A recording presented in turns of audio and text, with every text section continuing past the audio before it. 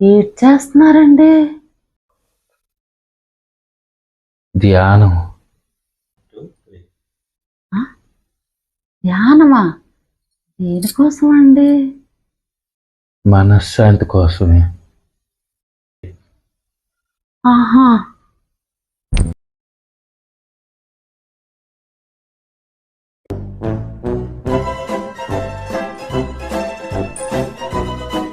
అవునుగానండి.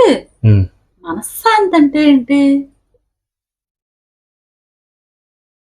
నువ్వు ఎంత దూరంగా ఉంటే అంత మనశ్శాంతి నాకు.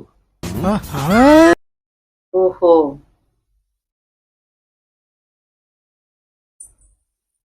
ఓహో అంట ఏదో పెద్ద తెలిసినట్టు దీనికి. ఏంటి?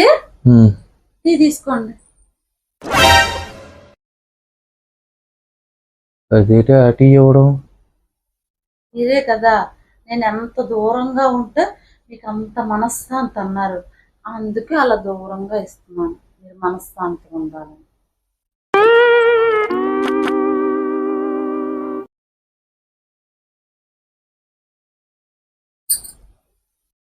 మనశ్శాంతిగా ఉండాలన్నారు కదా.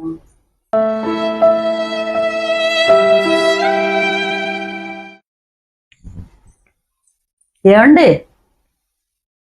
ఏమే? అదే కొంచెం కాయగూరలు అయిపోయి తెచ్చిపెట్టేద్దరు.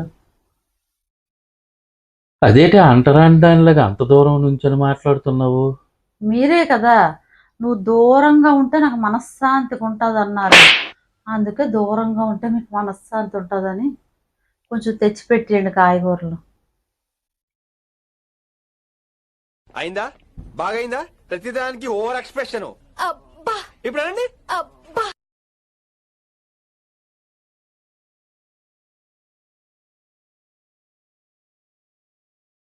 అయ్యాడికే మీకు నేను దూరంగా ఉంటే మనశ్శాంతిగా ఉంటుంది అన్నారు కదా, అందుకే పక్క బెడ్రూమ్లో పడుకోవడానికని దిండి దుప్పటి పట్టుకుని వెళ్తున్నాను, మీకు మనశ్శాంతి కావాలి కదా అందుకు.